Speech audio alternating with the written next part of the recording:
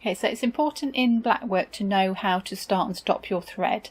It's not like other techniques where you can do it from the top and cover over the stitch on the top.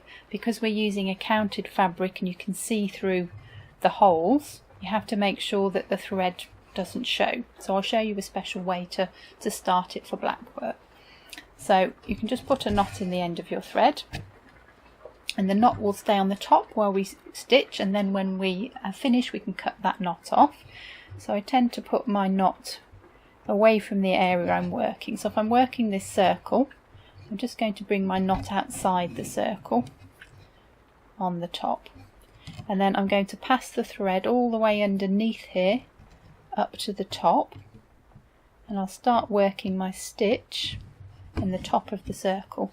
So you may be able to see that, but that blue thread passes underneath these holes in the fabric up to here. And then the principle is that we stitch over it with our blackwork stitch. When I get to the bottom of my area of this circle, we will have covered the stitch on the back, and then you can cut it off. So I'm just going to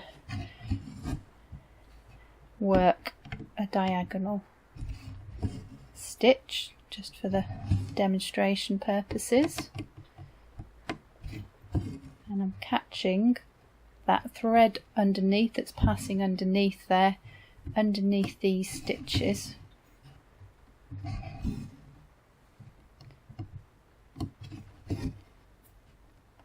So you can just stitch in your shape. Make sure you're working towards your knot though. There's no point putting your knot away from yourself and then working downwards. You need to cover that thread that's underneath.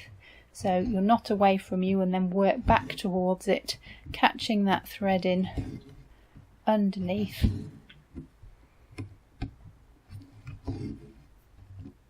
To tie it down. So I'll get to the bottom of my circle, and that thread should be caught in now. And then to finish your thread, you can turn your piece over and just weave it under some of the stitches on the back, so it's nice and neat and tidy.